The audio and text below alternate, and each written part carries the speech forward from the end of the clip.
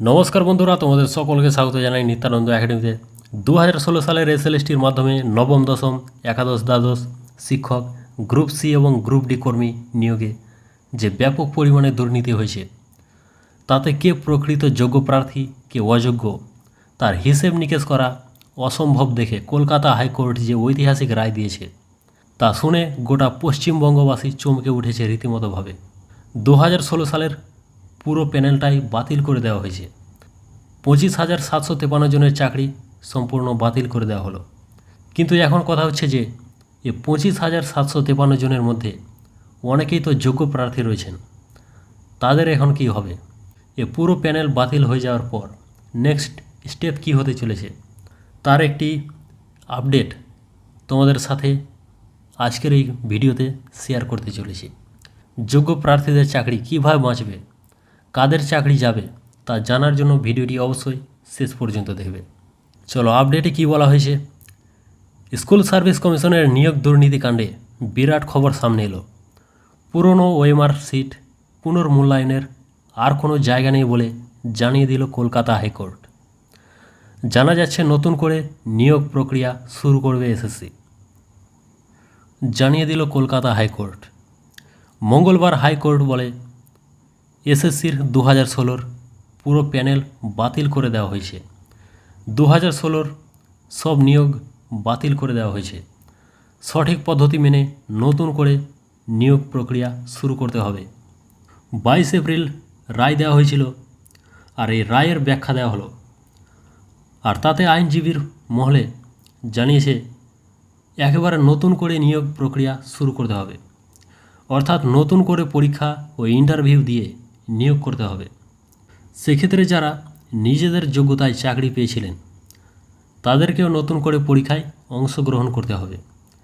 তারা বাড়তি কোনো সুবিধা পাবেন না। এখানে আরও একটি বিষয় নিয়ে প্রশ্ন উঠেছে, তা হলো বয়স। অনেকেরই চাকরির বয়স পেরিয়ে গেছে, সেক্ষেত্রে কি তারা পরীক্ষা বসতে পারবেন? এটা নিয়ে উঠছে প্রশ্ন। এসএসসির 2016 পুরো প্যানেল বাতিল করা হয়েছে।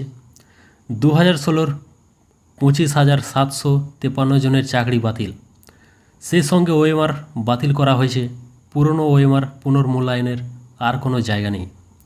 কলকাতা হাইকোর্টের রায় নিয়ে ব্যাখ্যা আইনজীবীদের। কলকাতা হাইকোর্টের রায়ের নয়া ব্যাখ্যা অনুযায়ী একেবারে নতুনভাবে নিয়োগ প্রক্রিয়া শুরু করবে এসএসসি। নতুন করে লিখিত পরীক্ষা নিতে হবে কমিশনকে। সে পরীক্ষায় যারা উত্তীর্ণ হবেন তাদের ইন্টারভিউয়ের জন্য ডাকা হবে। তারপর প্রক্রিয়া মেনে প্রার্থীদের নাম চূড়ান্ত করতে হবে কমিশনকে। ওএমআর মূল্যায়নের জন্য নতুন করে টেন্ডার ডেকে বরাত দিতে হবে। ওই সংস্থাকে স্বচ্ছভাবে ওএমআর সিট মূল্যায়ন করতে হবে বলে হাইকোর্টের রায়ের নয়া ব্যাখ্যায় জানানো হয়েছে। এ বিষয়ে শিক্ষানুরাগী ঐক্যের মঞ্চের সাধারণ সম্পাদক কিঙ্কর অধিকারী বলেন, নতুনভাবে আবার সবাইকে এসএসসি পরীক্ষায় এবং ইন্টারভিউতে বসতে হবে বলা হয়েছে।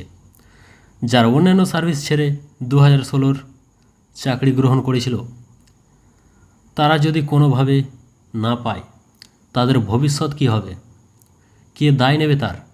তো এই ছিল আজকের আপডেট। তোমরা অবশ্যই কমেন্ট করে জানাও যে সম্পূর্ণ প্যানেল বাদ দেওয়ার পর ওই 25,753 শূন্যপদ এবং নতুনভাবে 8 বছরে যে শূন্যপদ তৈরি হয়েছে, সেই সমস্তটাকে যদি একবারে নতুন বিজ্ঞপ্তি দিয়ে পরীক্ষা ও ইন্টারভিউয়ের মাধ্যমে স্বচ্ছভাবে নিয়োগ করা হয়, তাহলে কেমন হবে? প্রত্যেকে কমেন্ট করে জানাও। আর চ্যানেলে প্রথমবার হয়ে থাকলে এই গুরুত্বপূর্ণ ভিডিওগুলি পাওয়ার জন্য অবশ্যই সাবস্ক্রাইব করে নেবে।